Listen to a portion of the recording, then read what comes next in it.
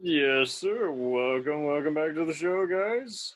Dylan's back Hello. with a vengeance. With a vengeance. Yeah, I'm dieharding with a vengeance. The Dolph diehard round table. Thanks for having me on again. Appreciate it. Absolutely. We were just talking about, we're just always talking about an actor who we can kind of cover their career, and unfortunately, we don't necessarily have 3 hours to talk about their entire resume, so we're just like, how about we talk about like their movies that kind of have a certain shared theme? So yeah, that's a good way to break it down. Though I have to admit, I didn't get to every, as I was saying before, you kind of educated me on how many diehard riffs Dolph Lundgren actually did. I was just aware of Command Performance before. But, yeah, and some of these are kind of more like High Noon or Sullivan Precinct 13, as well as the Walter Hill movie Trespass, just something involving thieves and just unlikely hero in the wrong place at the wrong time. Yeah, so I guess it falls under the diehard subgenre umbrella, which is like isolated place, and usually involving tropes involving terrorists, or whether it's a siege one where they're trying to break in, or a home invasion one, or and then you even have subgenres of Die Hard, like you have Die Hard in a school or Die Hard at a stadium, So and with all that, it's there were two he has where he's a Secret Service agent, but I just figured, those two were just so detailed enough, like they're almost like sequels of each other. We could just do a whole separate, hour dedicated to that. I did divert off a little bit going through this, and I did revisit. Like I had. I projected a triple feature of probably my three favorite movies of his, outside of like Rocky IV, Punisher, or whatever, which is a Dark Angel, Universal Soldier, and Showdown Little Tokyo. So I had to do like the classics too, Totally. And and while they do have cocky police officers, or they're set at Christmas, they're kind of more of a Lethal Weapon kind of, movie. So. Yeah, I guess so. Well, yeah, especially Dark Angel is basically, it's weird. It's like a little bit Lethal Weapon meets Predator meets Terminator, Yeah, it's so rad. Few different influences totally converging on there. And same thing with Showdown Little Tokyo. That's very much a Lethal Weapon-esque kind of. Black Rain, yeah. Right. Yeah, with I guess it was weird. We were going through this thing in the 80s. It was like Japanese fear exploitation or something like that. Where all the if it wasn't the Red Scare, then they're just having all the East meets West. Oh, fear the Yakuza, they'll kill you and the Chinese mafia guys. You said Black Rain and Rising Sun also fits in there. And there you go, Rising Sun. We're going through an interesting period, I guess, that I don't know if age is great anymore, but whatever. It is what it is, yeah. What was your introduction to the Swede? To the muscles from Sweden, I guess, as it were. If it's not Brussels, it's Sweden.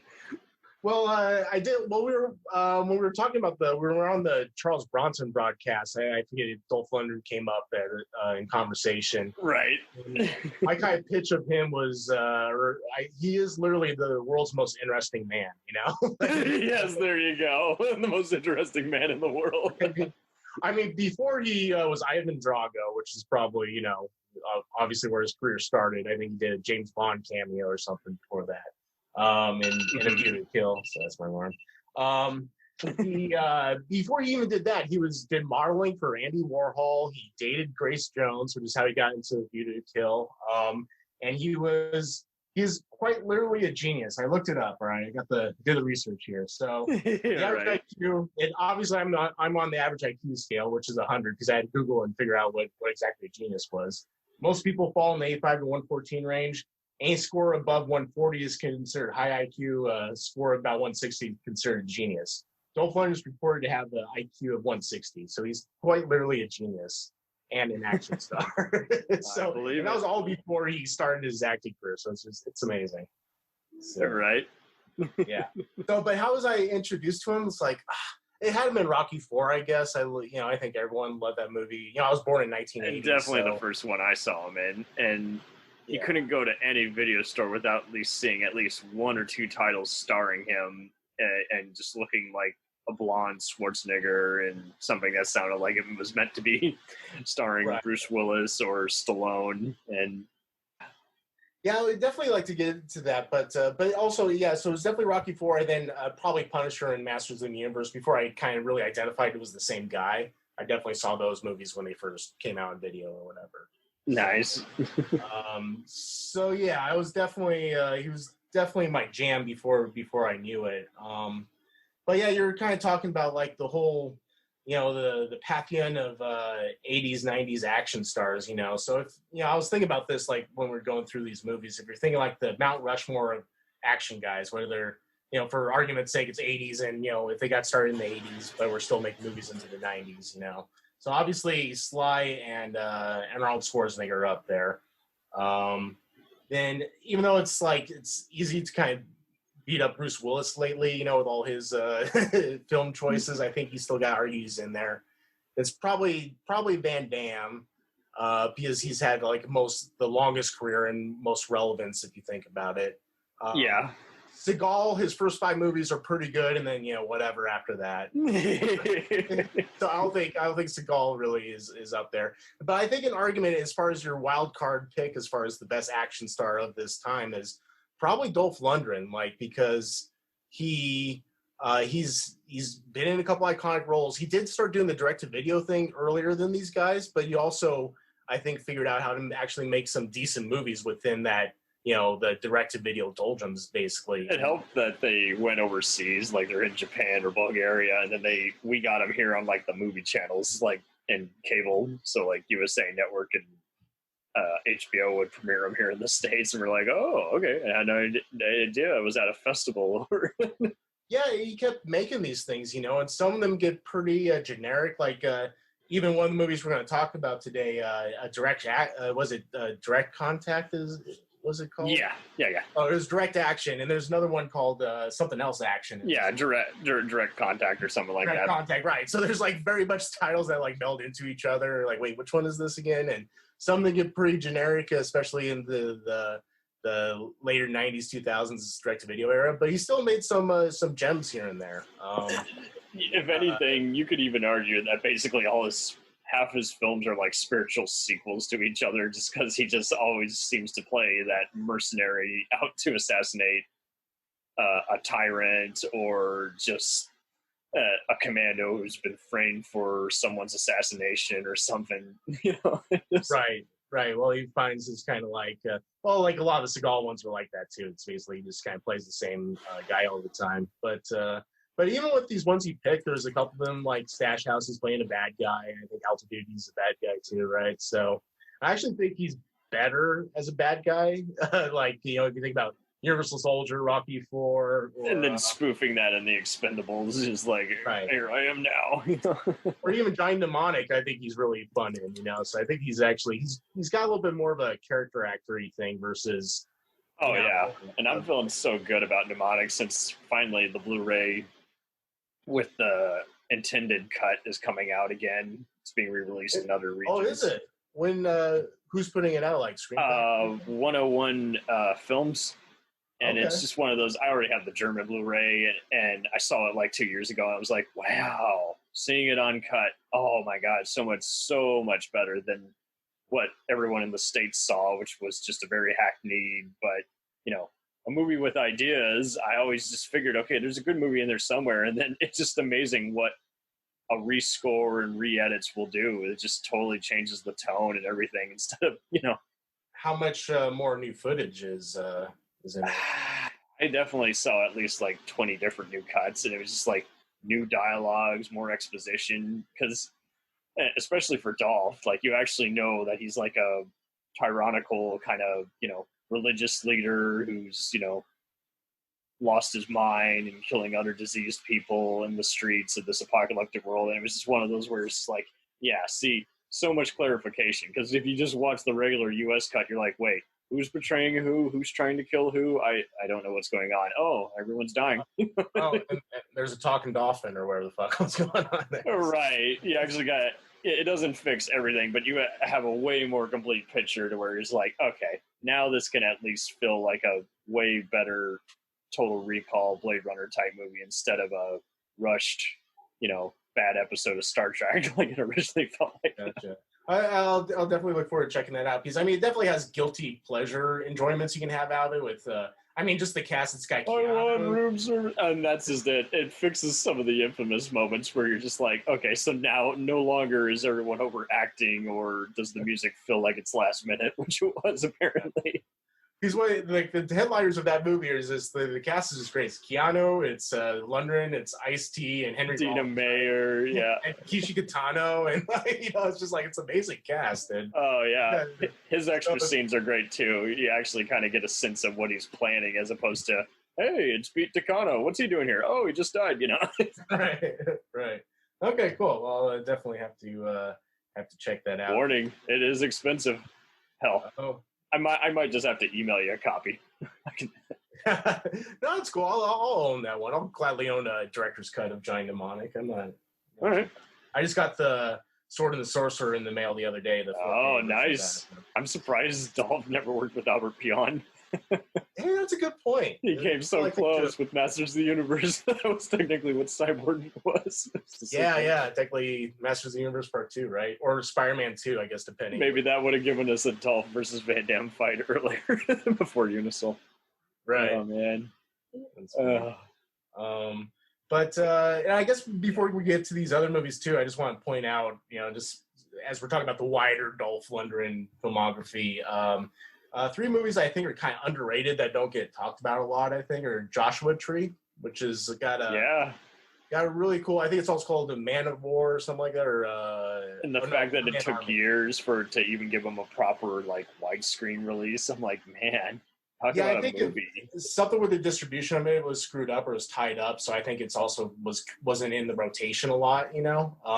But it's got some really cool action scenes, kind of like Hong Kong action influence on America kind of shootouts and stuff like that. It's like a neo-western mixed in with a Bogart, Big Sleep type of format. It's just like, it totally has references to is it? I don't know if it's Big Sleep or it's High Sierra, or one of those. That's what it was. Yeah, my bad. Where he's on the run with a hostage, then they fall in love, kind of thing. Who doesn't love a good fugitive on the run movie? You know, right. And the girl's hot in it. You know, like it's a lot of good things with that movie. They really do gel. It's just tough to say because you see plenty of those. It gets very annoying when you see some of these other movies where you're like, oh, you got good action one minute and then annoying, dialogue the next, where you're like, I want to get past this, to get to the good stuff. And fortunately, it doesn't have too many sore spots. It's just kind of, you instantly get a motivation. It's like, okay, he's a fugitive. He's been framed. His best friend just got killed.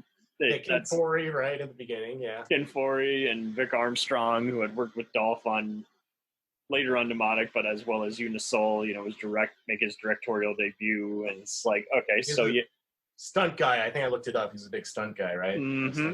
Yeah.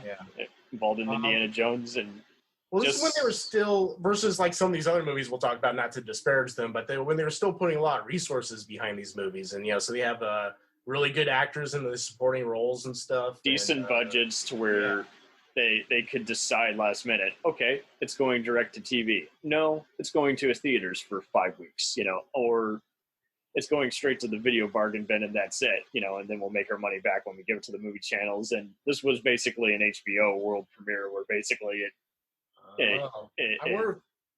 that's why not too many people knew about it, because that means it didn't really get a theatrical release except for probably international. Or later on, or at a convention, and it's just a shame, and it's just annoying because you also have to explain to people, hey, just because it's going straight to the video bin doesn't mean it's necessarily B movie junk or something the studio isn't proud of. It's just that's when they were getting all strategic, trying stuff out before this video on demand thing that hit in the mid. Well, I think Dolph was definitely one of the purveyors of showing that the direct-to-video action stuff didn't have to be all junk or just garbage by definition. The Universal Soldier sequels are definitely an example of that, and it's kind of evolved into, I think Scott Adkins is probably the forebearer of decent direct-to-video action, where it's better than some big studio movies that you see in totally Bond movie, because and That's so true. We do have to remind people is like, okay, just because it came out in theaters, doesn't mean we're any less harder on it. There's plenty of them blockbusters we see every year where we're like, where did the money go? You had millions, and I'm seeing bad computer graphics, forced and non-natural acting, and red camera shots where it looks like there's some static breaking up or the HD is questionable. It's just so. Yeah, it is getting to that point where I think the industry is learning, okay, you can only fix so many expensive mistakes. You got to just take it easy. And it's cool to see that they're now embracing it all. Places like Tubi and Prime are also allowing a lot of these, video store gems to show up once in a while. And yes, like you say, Dolph was trying out a bunch of different subgenres because he just kind of figured after He-Man is like, okay, I've had my shot. That's not where I'm going, but it doesn't matter. I'm still going to bring the same amount of energy like I would to any kind of project. What happens, happens. And yeah, and some are definitely better than others, so to speak. But in a couple of these, like I think Detention is a pretty good little Die Hard riff. And totally, that was definitely one of the common ones. He really was. This was probably the start of just home video resurgence, because he had a bunch of others in the early 2000s that kind of resurged a bit, but it was mainly just here and there, or there was a delay in getting it to DVD. But yeah, this was definitely one of the first, in O3 where I was like, okay, Dolph's kind of still a big deal. And he, Wesley Snipes, Van Damme, Seagal, and are always going to have this loyal fan base. I just can't think of any others who have such a huge fan base, and people will instantly check out the movie. They won't even ask if it played in a theater or on TV or not. They're just like, hey, awesome, I love them, gonna see it. This is gonna be a Friday night movie. Cue up the popcorn and the beer. Yeah, definitely. Just to go back a little bit, so my top 3 underrated Dolph Lundgren movies is Joshua Tree, Men of War, which is another one that I think like Joshua Tree it kind of got dumped to more video and not really theatrical, but it was still during that time where they were getting decent production values and all that. Totally. But it's kind of like a socially conscious Rambo with a subplot involved. It really was. trying to get, was it batshit or whatever? Like, be more little philosophical and Kurosawa while giving you the Rambo theatrics you want. Yeah, it's right. So that one's cool, and also a lot of Tiny Zeus Lester's in it, and like a bunch of other kind of. It's a great who's who. Like you even see Thomas Gibson from Criminal Minds and Tony Dennison from The Closer in there briefly, and you're like, whoa, hey, this is their future recruitment. Who's the sleazy Australian guy who's from Mortal Kombat? Oh yeah, his name. That guy's just intense, man. And he apparently on our pal friend of the show Sean Malloy's I Must Break This podcast, he apparently was able to interview Perry Lang, and apparently he had shot. Fun fact, he had shot Mortal Kombat a year before they filmed that one. And he was so used to the whole scenery, he was telling jokes. Everyone loved working with him. And they're like, hey, so wait, you've been here before in Thailand and everything? I was like, yeah, we just filmed Mortal Kombat. What's his name? Troy Goddard. That's the one, yeah. Troy Goddard. And he he was in Pirates of the Caribbean, then he passed away shortly after. And it's just a shame because you're just looking at him, you're like, yeah, this guy was born to play. He was like the Billy Zabka 2.0. He was going to show up and play an off-color kind of bully, or just he was, in a way, he kind of reminds me of Vinnie Jones. He's just that kind of energy. That's just he's intense. I don't know if he's a quote-unquote a good actor, but he's definitely a presence, Yeah, whether or not he's limited or not, his manic energy at least worked in like the 5 key roles that we remember him for. So it's like, that's good enough versus, yeah. He definitely has a vibe where I don't know if he's completely acting, like where he's like just getting all sleazy with like the woman, and he's like looking at their faces and shit. He's like, oh yeah, baby. It's just like, wow. It does. Oh, totally. And it helps that I guess all these guys are stage actors and TV people, so they were able to at least make this be pretty well rounded without feeling like a pretty trite exploitation war film. And Catherine Bell, it's like her first movie before her giant TV career on Jag, and so yeah, those are definitely like to say. It was written by John Sayles, which he's a great indie filmmaker, yeah.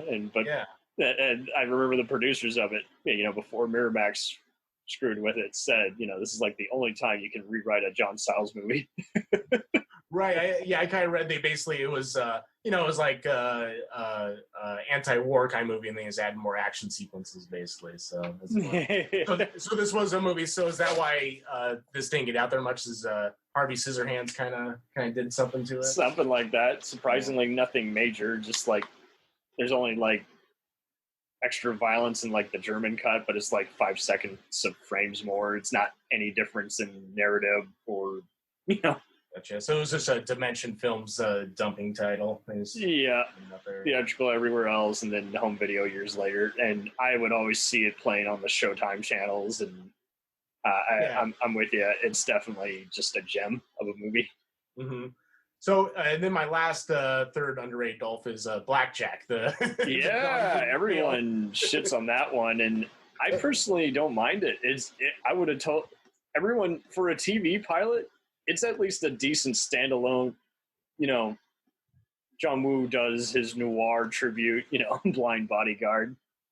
It's whacked out, man. Like it has that sequence where he's blind, so and he's got the girl, so it's a little bit like The Professional, and then it becomes like The Bodyguard, where he's protecting this woman from her. I guess it turns out to be her ex-husband, but he's kind of a serial killer, a sniper or something. Yeah, despite the guy playing the killer overacting, it's still, I find it way better than some of Woo's other American collaborations. And it's just, it's like just the concept, but then he's afraid of the color white or just white things in general. He has his quirks, and Dolph at least was down to play it. I think at that point he really was. Again, he just understood film as a collaboration, and the last thing he needs to be like Seagal, where he's constantly storming off set and letting his stunt doubles figure out the fight scenes. Yeah, sure. As you said, there's definitely decent action in this one, because it is John Woo action. I mean, I guess the trampoline is probably the most memorable thing, but right, with an explosion going on in the mansion.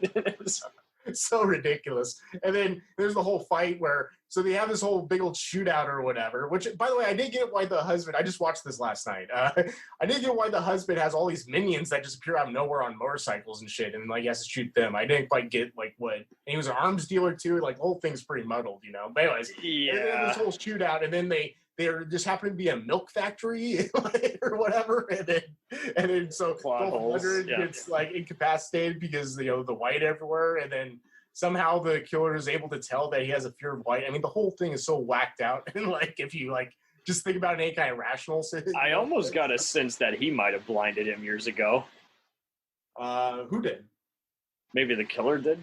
Oh, that's it. Oh, he was one of the guys there. Yeah, I guess so. Yeah, I don't know. It's a little bit on the long side too, but there's a lot of like kind of plot points. Long sight. Yeah, it's like, oh, he was your ex-husband. It's literally a dialogue scene where they like reveal. No pun intended. Yeah. And then you got Fred Williamson doing his thing in there, but he's his mentor. My favorite is Sal Rubinek with the eye patch and the very questionable French accent. Oh God, I forgot about that. Yeah, the movie's so crazy. We were deprived of. I guess it was going to be probably like I don't know, like Hercules or one of those like syndicated shows or something, I imagine. But I think we missed out on a Blackjack. What could have been a fun Nash Bridges type Dolph show. Yeah, I'm not saying we need 100 episodes, but I would have bought a box set of 20 or 30 of those. As opposed to What's a Thief, I would have totally loved Dolph traveling the globe, being a thief one night and a bodyguard the next, or something like that. Yeah. Right. So, anyways, that's Blackjack is funny. But anyways, pretty wild. We should probably get to the movies we actually meant to talk about. Oh, good. Hey, we're just getting warmed up. So, Detention. So, this is one. This is often either liked or disliked, depending on the crowd. Much like Blackjack. What's your take on this substitute Die Hard, toy soldiers type movie. Yeah, you're right. So this is the sub-genre of Die Hard in a school, which, substitute kind of fits in there. Substitute's kind of a weird hybrid of like... Even the Secret Service agent bad guy, and this almost gives me a sudden death kind of feel. Right. But Detention in a lot of ways is like the closest that fits the Die Hard formula, because they have, there's definitely the Hans Gruber thing. It's more of a heist, not really a terrorist situation. They even have a trope where they're like, he's like the under siege is like, he's not a cook, he's a Navy SEAL, he's not a teacher, he's a... Yeah. You even get to see a flashback of him, in the Gulf War. And fun fact, Paul Lynch was one of the original writers of it. He'd done a bunch of slashers and hostage thrillers and various TV shows. His credits include Cagney and Lacey and Star Trek Next Gen. But yeah, he had his share of like hostage thrillers and Die Hard-ish movies like No Contest, so it was like meant to be kind of like his original Prom Night, where it was just kind of a slasher in a school kind of movie, and they just rewrote it a bit. That's funny. Well, I also noticed the director is Sidney J. Furie, right? Yeah. Superman 4, Iron Eagle, but probably more importantly to our discussion, he did Taken of Beverly Hills, which is... another Die Hard-ish movie, yeah. Yeah, it's Die Hard in Beverly Hills, I guess, is the quite literally. But he's always been a reliable Canadian actor who gets shat on because his movies just kind of vary. But I do recall The Boys in Company C, which, even though it didn't get played all that much, was often talked about a lot. It's like, I don't think I've seen that one actually. But Taken Beverly Hills is hilarious. It is just an over the top movie, and I mean, for another guy, he's done pretty well, because like many Canadian actors, he often just got the short end of the stick. But I mean, I can definitely, even if everyone's not into even making fun of silly stuff like the Iron Eagles or Superman 4, I think anyone who's seen The Appaloosa from '66 or Hit, which is a Billy D. Williams blaxploitation heist film, I think you'll have some fun with those. Yeah. But no, the Detention I liked, and the same director, they did the next movie on your list, the Covert Action one, right? Yeah, direct action, and I've seen people even compare it to kind of Exit Wounds with Seagal and just a bunch of those other ones, and I just kind of got an Assault on Precinct 13 vibe from this after a while, kind of like Training Day. It was one of many. This is one I was like, this isn't a Die Hard movie. It's more of like a, when I was watching it, I was like, I don't know if this one totally fits, but I guess there's kind of like a siege shootout. But then it's just more of like the typical shootout in a factory that all these movies have at the last act, And just mainly more of, I just kind of just got the whole, I would compare it definitely to just some of those other just crooked cop takeover kind of movies. Yeah, I can see that. What struck me with this, I totally remember renting this one at Hollywood Video. I think I did both of them, but I remember direct action. And I think it's a fine little nifty thriller. It's low budget, but it's got like very, the squibs are real. The gun stuff. It's not just like the CGI flashes. There's real stunts.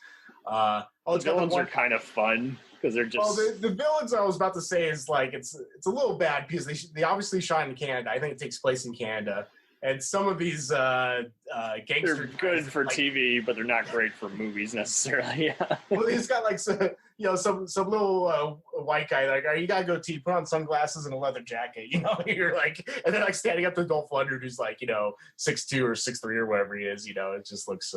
Ridiculous, but yeah, it looked very tough to me. And I kind of dug how his partner in this was just some kind of tough chick, and basically he doesn't even have to really spend much time mentoring him. They basically just go to town, like it's an episode of The Shield. We're like, It felt very TV show-ish too. Actually, it felt like this could have been a TV series. Dolph Lundgren on The Shield. It's not great. Like a lot of these movies on this list, I describe them as folding socks movies, where you have it on in the background, you're folding your socks, you're cleaning up a little bit, doing the laundry, filing your taxes, whatever you got to do. Filing my taxes. I won't get anything done if I'm trying to watch this and file my taxes, but I know what you mean. But, it's just, you don't necessarily need to pay that close attention. No. But just fun escapism. I like some of the fight choreography, but like you say, some of the guys do overact. I think the main villain though was at least decent, but some of the other guys do the whole "ow," when he's snapping their limbs. Yeah, some of the gangster casting choices were a little questionable. I definitely agree with that. I think the most significant thing about it is he does beat up a guy wearing a Punisher shirt at one point. Yeah, it almost feels like this could have been his Punisher. That's a little Easter egg of him making that reference.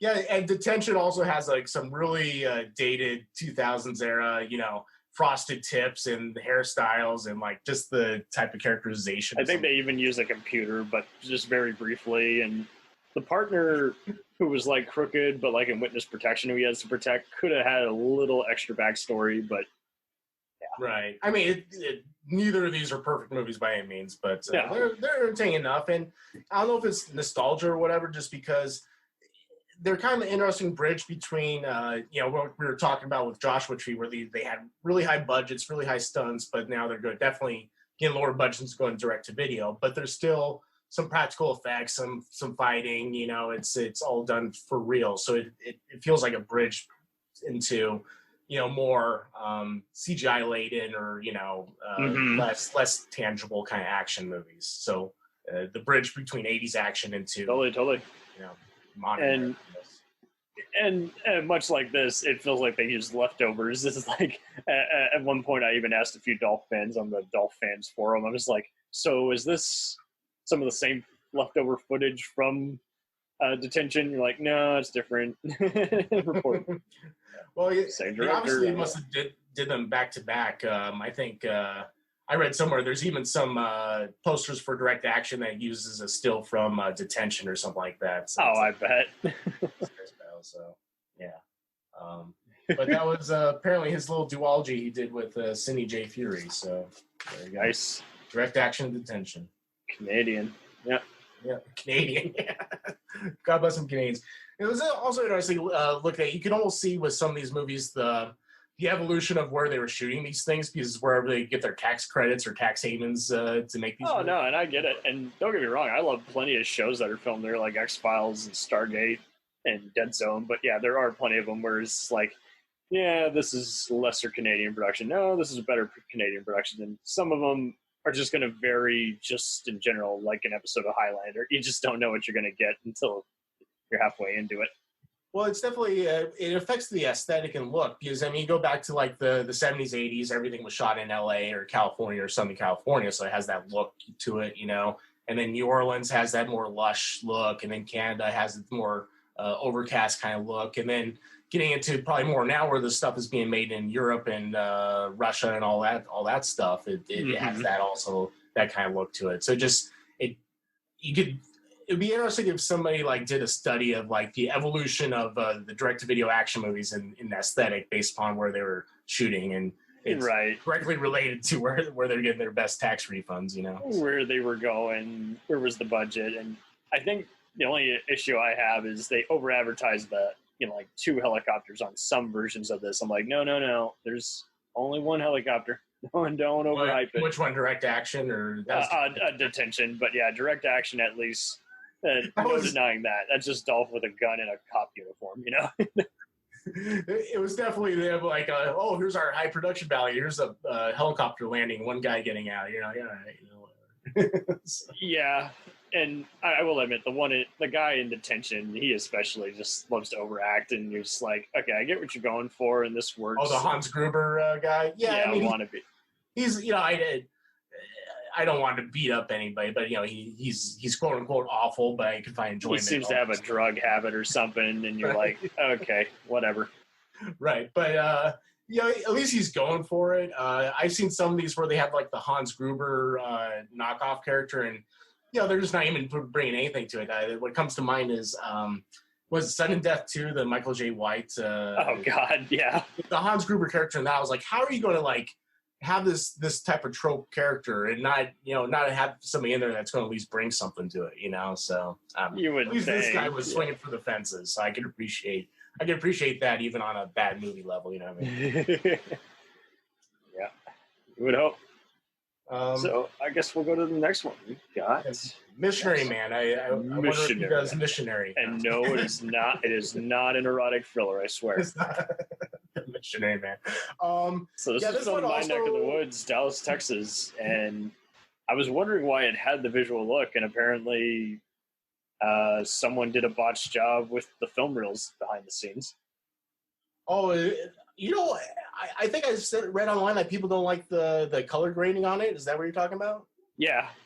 I like it, and I got this a little bit. I did a movie where I tried some, color grading kind of stuff, and people don't like it, and some people just like stuff to look completely clean, I guess. But I thought that was the most interesting thing about this movie. Honestly, it was interesting. I just there were other scenes which looked a little rough, but I mean, overall, I was just mainly confused by some of the transitions. Like, there's a drug dealer who gets blown up, and apparently, take it with a grain of salt. So Andrew Stevens, that's right, he worked, on Roger Corman Productions and a few Canon pictures. So I guess I always kind of formed my own narrative in my brain that basically that's why he went from being a TV and movie actor to becoming a giant infamous producer. Apparently, Franchise Pictures was already shutting down at that time due to tax fraud in Germany, but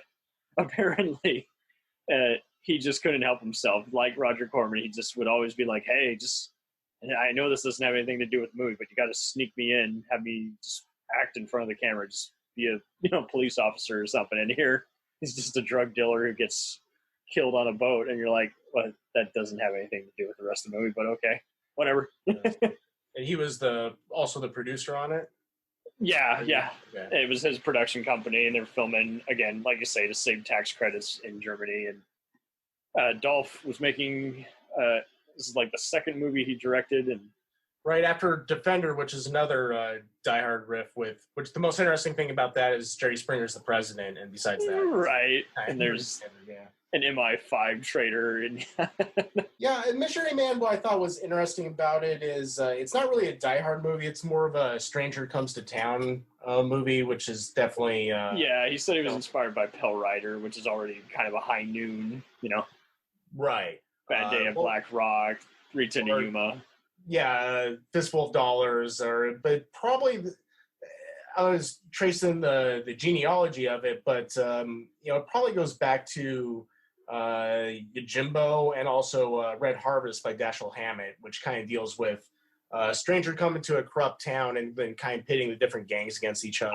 It's a nice contrast. Yeah, Red Harvest, man. Yeah, so I think there's a lot of that in the movie, where it's drawn its inspiration from. It wasn't too bad. I liked it. But it definitely, I couldn't follow the plot after a while. As I said, it's a full and sock movie, It's at a certain point, it's like, all right. It gets a little self-indulgent. I personally like the production value and how the fights are orchestrated, but I will admit, him being a guy who, again, is a former missionary who slaps one of the guys over the head with a Bible was a little much. It's like, no. That's something Van Damme or Seagal would do, not you, Dolph. I think you can do better. Yeah, it's interesting. It's I don't know if it's quite the type. He's actually better at being like a sympathetic, like in Detention or even Direct Action. Yeah. I don't know if he does the stoic silent type like Charles Bronson thing. I don't know if someone just was giving him notes saying, we just want you to be a little more over the top, and he just took the bait. It's like, you really don't. You already kind of speak for yourself, Right. But then command performance is pretty interesting. I see that's more of like I think deep down Dolph Lundgren is a character actor more, and with the band performance he's hilarious. He's like a stoner drummer, and like how he's not in the same area when all the terrorists attack is because he's smoking a joint, somewhere. Yeah. That's how he becomes the John McClane thing. And right? It's like he had like a bodyguard position at one point, so he knows how to. Or no, I thought he was a former Hell's Angel or something. That's what it was. He was a biker. Yeah. Like, okay. How do you know how to fight? And he's like, oh, I was. Thank you. I apologize. Yeah. And okay. Sure. It was just wild, and it's like, okay, I'll take the bait, even though it's still a little formulaic. But this one's definitely following the Die Hard formula, except the best part about it is when he like stabs the guy with the guitar. There's like a sequence where he like makes him all deaf, and then he breaks the guitar over him. And he impales this guy. You know, that part was cool. The rest of the action's okay, so I wish there was a couple more parts like that. You know, yeah, wild. You do feel like he's trying to do, much like Missionary Man, a little too much all at once, and yet at the same time, the slugfest, it's just irresistible after all. It's like, okay, this is totally what I signed up for, which is gory mayhem, but at the same time, could be a little tender. Yeah, and also what doesn't age well with it, it's like the movie is pretty much Russian propaganda, very thinly veiled Russian propaganda. Oh, damn, yeah, that's right. Because all the government and police and military are definitely, we're handling it so perfectly. It's like an episode of FBI International is way more accurate. right. And part of it is protecting the Russian president, which is a very thinly veiled Vladimir Putin, who even gets involved in it, White House. It just shows you the influence, because just like with Trump, you get the whole, just everyone was digging his charisma back in the day while just not paying close attention with what he was really saying. So what was actually happening, exactly. So watching it now is a little bit of a tough sit, because he even gets involved in the action, like White House Down style, like if Jamie Foxx was Obama kind of thing. Oh, God. Going after the terrorists, too. It's just like, oh, man. And it had a very pro-Russian government kind of message underlying it, which is just like, okay. I hope they gave you guys a lot of money to shoot this shit. Because the only way, had I would have just hung it up, had there been just something dumb like in White House Down where he's in a car and the military is almost committing friendly fire, that would have been pretty bad. Right.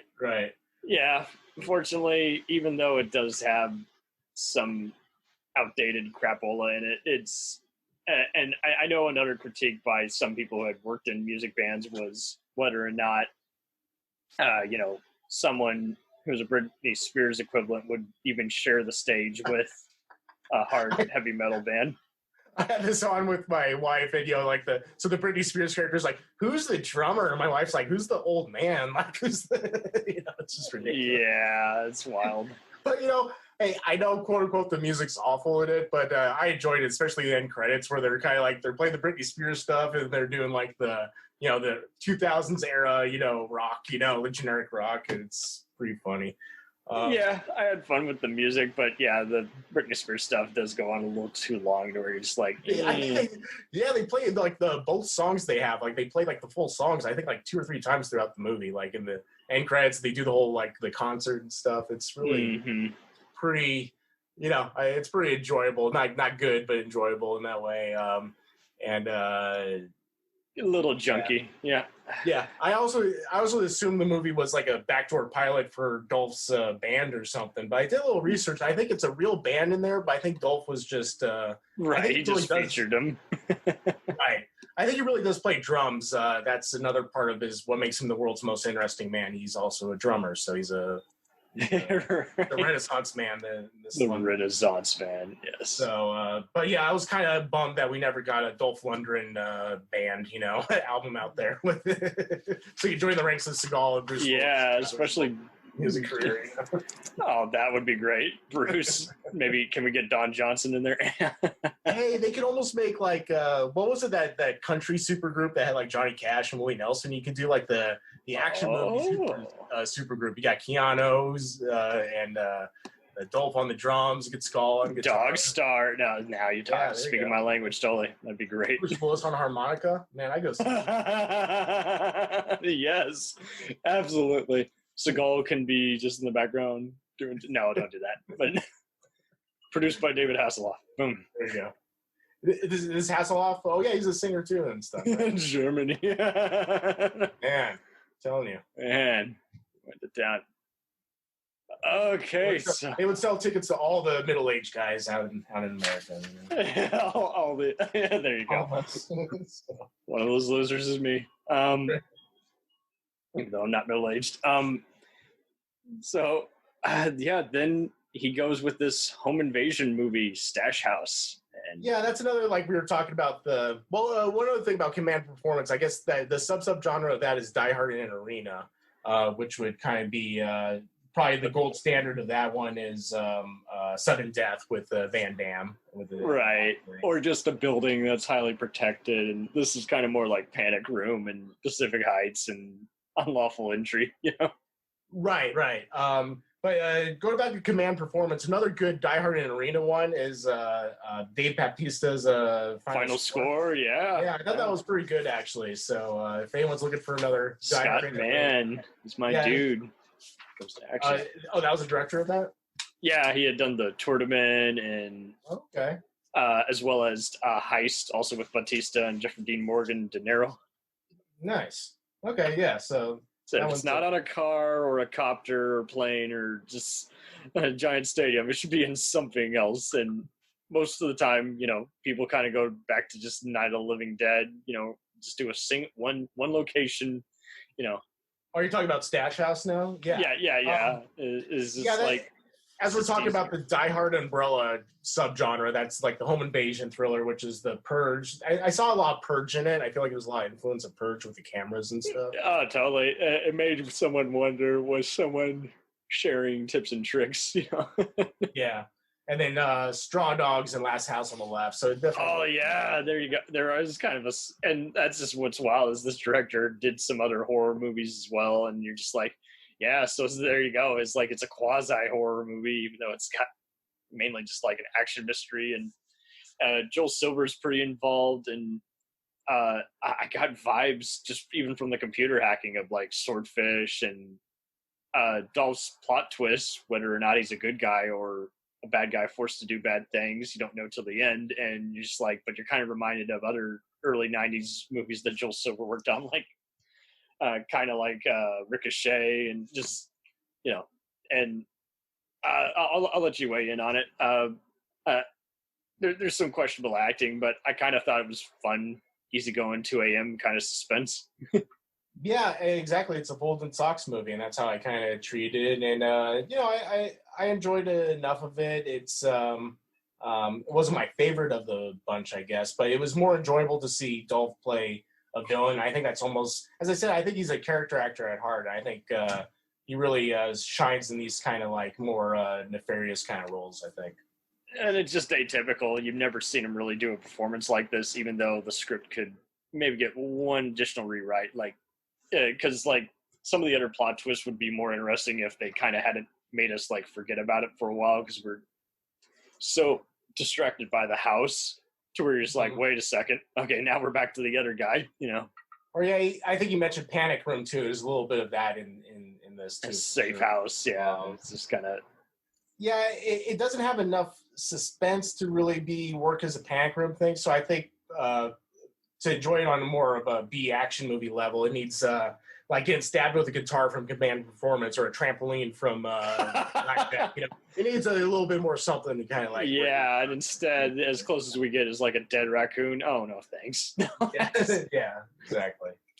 And Sean Ferris, I think he's getting there. It's just he hasn't really quite gotten there yet. It's just he's done like a few junky martial arts movies and running away from bomb kind of movies, and it's like, I wonder what he'll do next. If it could be something like this. Is this the director of Stash House? Oh no, that's the lead.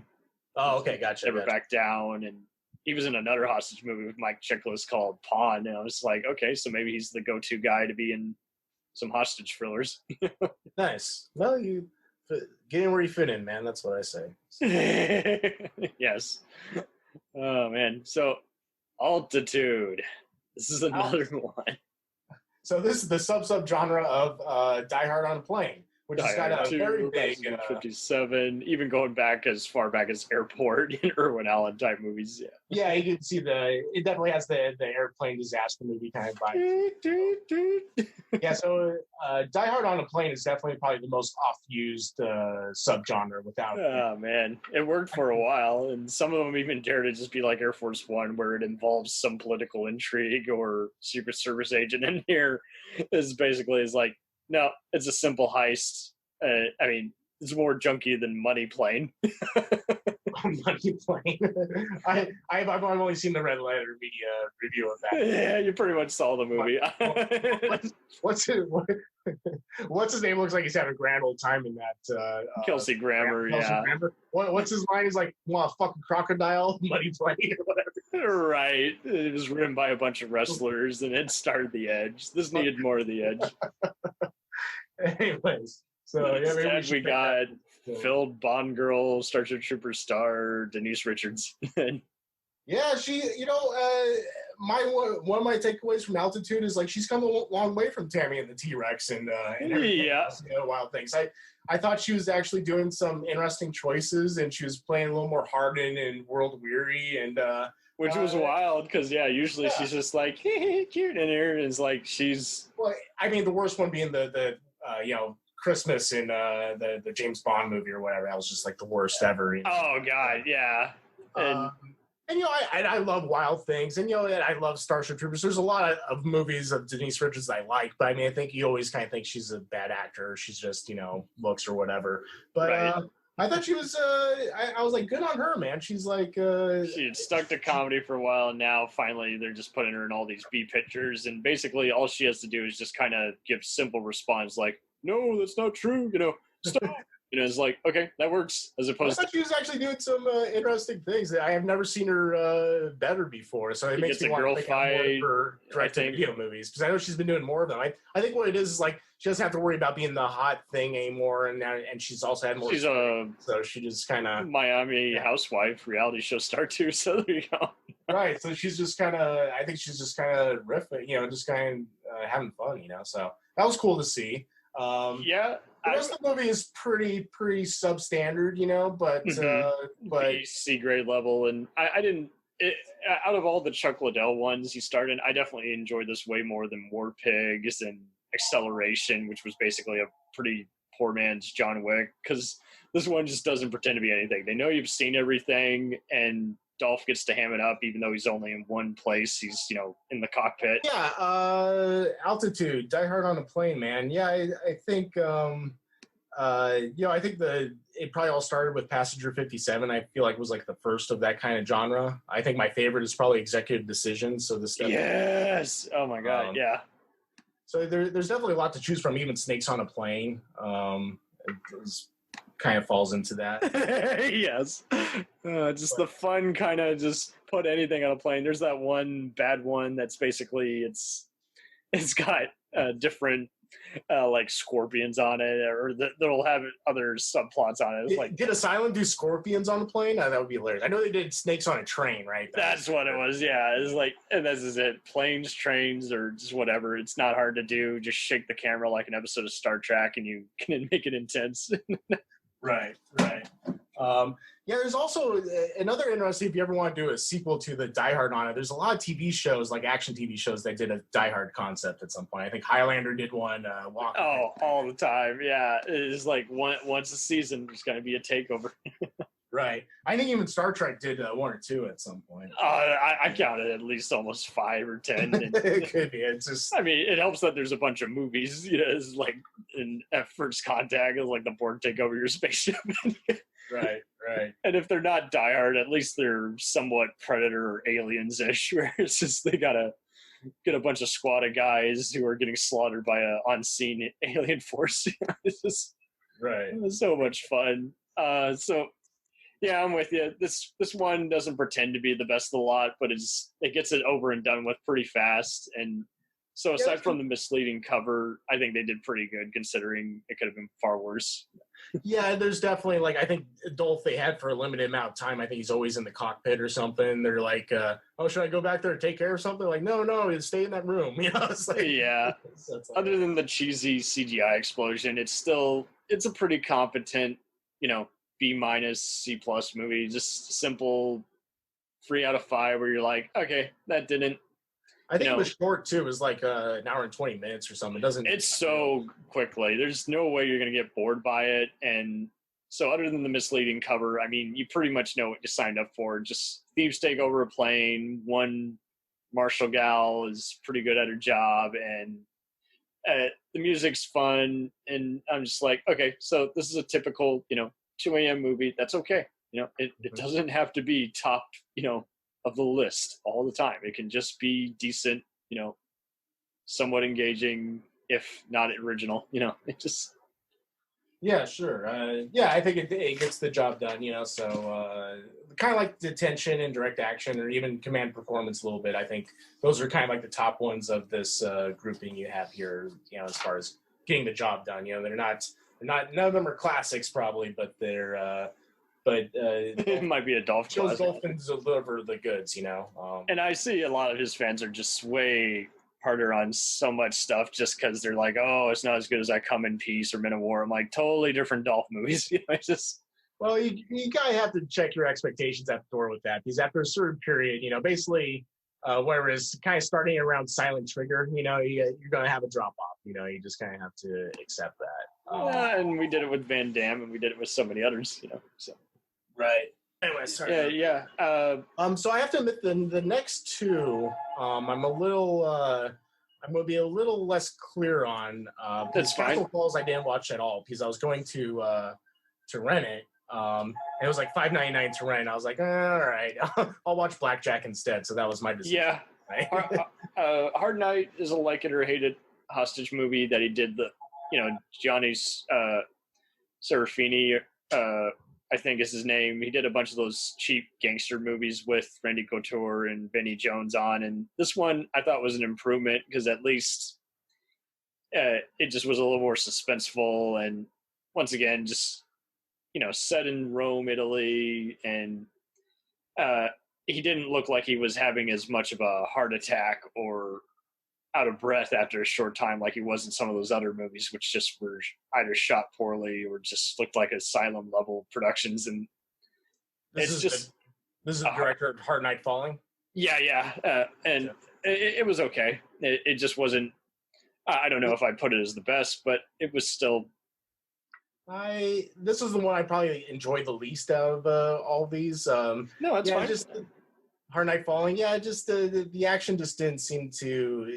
I don't know. It didn't seem like anybody was really into it. Well, that's just it. He does seem like he's very constrained for time, and it's just like, okay, well. Yeah, I'm bummed I didn't watch Castle Falls because, I think Scott Adkins is great. I think it would have been great to see them. It's definitely more of an Adkins movie, but I definitely think with that one, Dolph's direction was just so much improved, and I got to give him a lot of credit considering they had to shut down production repeatedly. Oh, yeah, I read about that too because they got screwed with all the COVID shutdowns and stuff. And I think it's kind of cool that they got something done during all that. So I wish I kind of checked it out, but yeah, it's kind of like Trespass with Ice-T and Bill Paxton. Yeah, I just wasn't in the mood to pay money for it, so I was like, no, I want to watch Blackjack. You got me in the mood to watch Blackjack, so I was like, all right, I'm gonna do some crazy John Woo action. So, I would definitely give him more money than Hard Night Falling, which I'm not sure anyone really wants to pay for. Yeah, maybe I felt a little burnt by that one watching the night before. I was like, that one I saw on Hulu. I think it was free on there. So there you go. Pretty much the rest of these I saw on Tubi, I think, except Detention. Detention, I think I had to rent, but that one was pretty decent. Right, it's something about early 2000s action compared to now, where you can just tell that their budgets are even more restricted now, even though they got so many digital cameras at their disposal, just for whatever reason. It's just. Yeah, well, it's the business is tough. I work in distribution a little bit, so I think the money margins just get smaller, and the investors keep pulling out last minute to where, what do I sacrifice? Right. More scenes with this guy or this guy.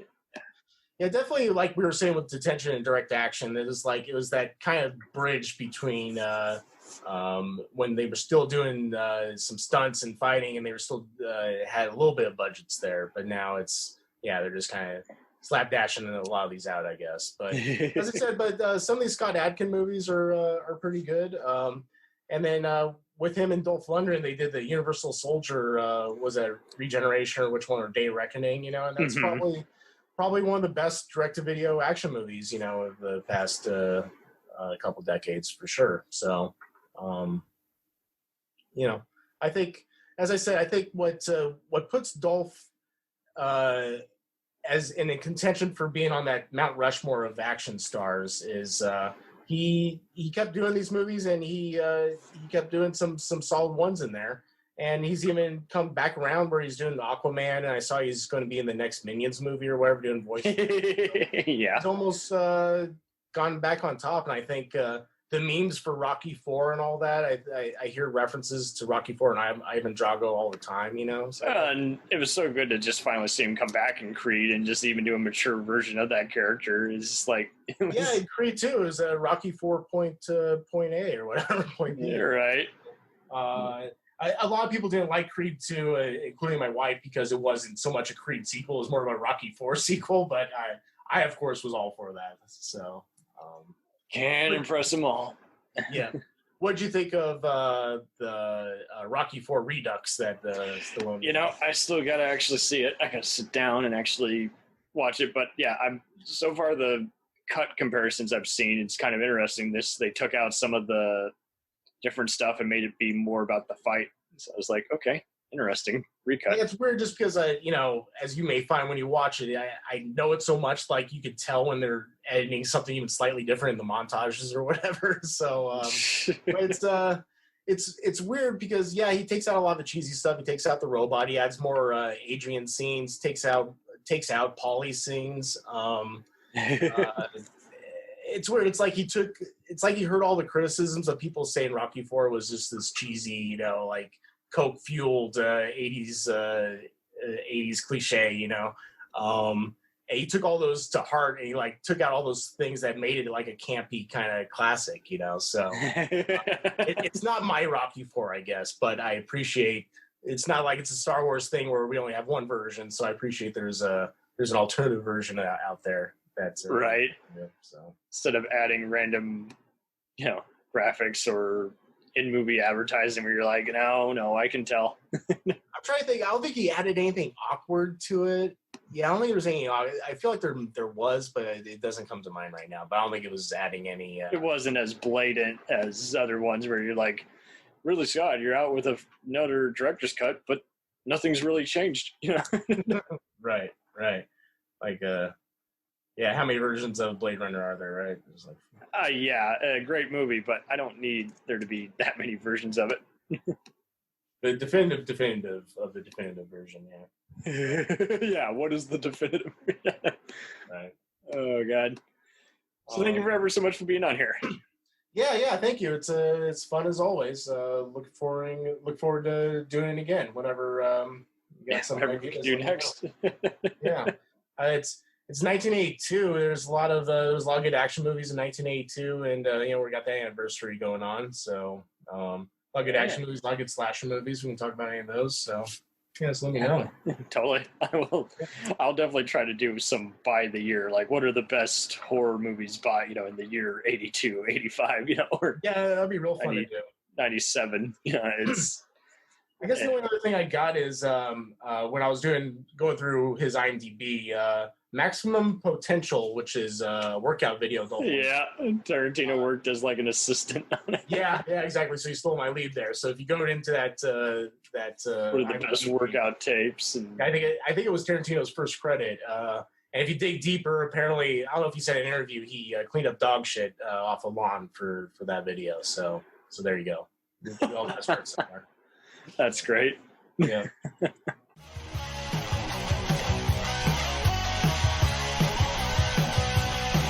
Follow us on the web on Facebook, Twitter, and Instagram. The podcast is available on Podbean, Spotify, iHeartRadio, Anchor, Apple, and anywhere else podcasts are available. Feel free to review our show and leave comments on any of those sites. Thanks a million for listening. It's a jacked up